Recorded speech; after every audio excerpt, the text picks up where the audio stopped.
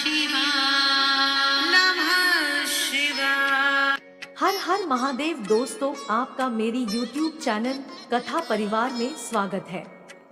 आज मैं आपको भगवान पर भरोसे की एक बहुत ही सुंदर कहानी सुनाने जा रही हूँ। तो चलिए शुरू करते हैं। किसी गांव में एक औरत रहती थी। वह अपने परिवार के साथ रहती थी। उसका एक बेटा भी था। उसका बेटा 8 साल का था। वह औरत बहुत ही धार्मिक थी, लेकिन उसे कामकाज में पूजा पाठ का समय नहीं मिलता था। तो वह औरत काम करते करते ओम भगवते वासुदेवाय नमः मंत्र का जाप किया करती थी। अलग से पूजा का समय तो उसके पास नहीं था, लेकिन वह इस मंत्र का जाप हमेशा करती रहती थी। एक दिन की बात है। वह औरत रोटी बनाते बनाते ओम भगवते वासुदेवाय नमः का जाप कर रही थी। तभी अचानक उसने एक आवाज सुनी और अपने बेटे की चीख सुनी। तो वह दौड़कर आंगन की तरफ गई। तो उसने देखा उसके 8 साल का बेटा गिरा पड़ा था। उसमें से खून निकल रहा था। वह खून से लथपथ था। उस औरत को अपने बेटे को देखकर मन हुआ कि वह जोर जोर से रोए, लेकिन उसके घर में कोई नहीं था।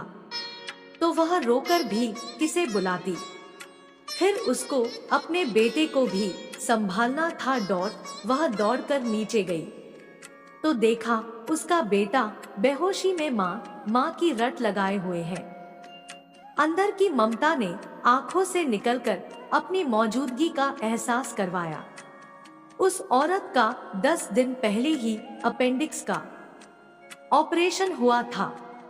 इसके बावजूद भी ना जाने कहां से उस औरत में इतनी शक्ति आ गई कि वह अपने बेटे को गोद में उठाकर पड़ोस के नर्सिंग होम की तरफ दौड़ी। रास्ते भर भगवान को जी भरकर वह कोसती रही और बड़बड़ाती रही, हे कन्हैया, मैंने तुम्हारा क्या बिगाड़ा था जो मेरे ही बच्चे को तुमने इतनी तकलीफ दी।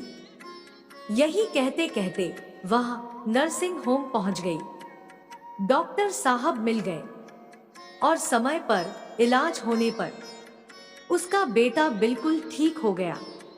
उसके बेटे की चोटें गहरी नहीं थी, ऊपर की ही चोटें थी, तो कोई खास परेशानी नहीं हुई।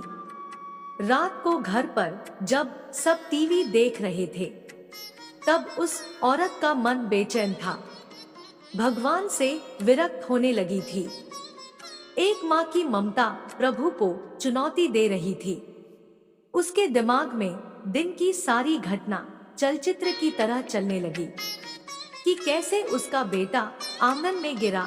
एकाएक उसकी आत्मा सिहर उठी कि कल ही तो पुराने चापाकल का पाइप का टुकड़ा आंगन से हटवाया है, ठीक उसी जगह जहां बेटा गिरा पड़ा था। कि अगर कल मिस्त्री ना आया होता तो क्या होता। तो उसका हाथ अब अपने पेट की तरफ गया, जहां टांके अभी हरे ही थे। उसे अपने ऑपरेशन का आश्चर्य हुआ कि उसने 20-22 किलो के अपने बेटे को उठाया कैसे। कैसे वो आधा किलोमीटर तक दौड़ती चली गई। उसे फूल से भी हल्का लग रहा था अपना बेटा। वैसे तो वो कपड़ों की बाल्टी तक छत पर नहीं ले जा पाती। फिर उसे ख्याल आया कि डॉक्टर साहब तो 2 बजे तक ही रहते हैं, और जब वो पहुंची तो 3:30 बज रहे थे। उसके जाते ही तुरंत इलाज हुआ, मानो किसी ने उन्हें रोक रखा था। उसका सर प्रभु चरणों में श्रद्धा से झुक गया। अब वो सारा खेल समझ चुकी थी। मन ही मन प्रभु से अपने शब्दों के लिए क्षमा मांगी। तभी टीवी पर उसका ध्यान गया तो प्रवचन आ रहा था कि प्रभु कहते हैं, मैं तुम्हारे आने वाले संकट रोक नहीं सकता, लेकिन तुम्हें इतनी शक्ति दे सकता हूँ कि तुम आसानी से उन्हें पार कर सको। मैं तुम्हारी राह आसान कर सकता हूँ, बस धर्म के मार्ग पर चलते रहो। उस औरत ने घर के मंदिर में झांक कर देखा तो भगवान कृष्ण मुस्कुरा रहे थे। हम बहुत बार संकट के समय या खुशी के पल में ईश्वर की कृपा समझ ही नहीं पाते, पर बाद में यह एहसास हो जाता है कि ये सिर्फ ईश्वर की ही कृपा थी। ऐसे वक्त में श्रद्धा, आस्था और धैर्य बनाए रखें।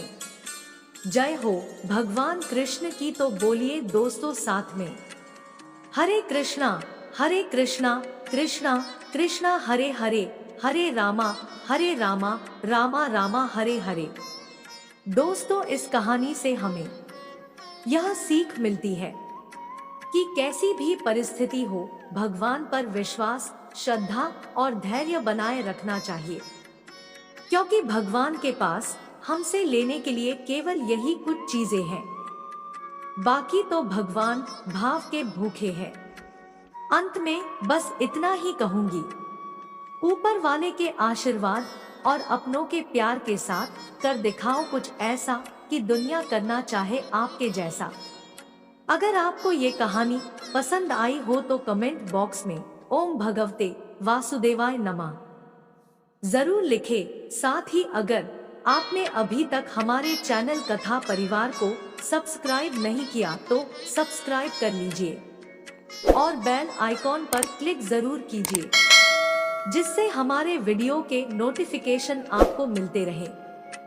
इसी के साथ मैं अपने शब्दों को विराम देती हूँ और पुनः आपके मंगलमय जीवन की कामना करती हूँ।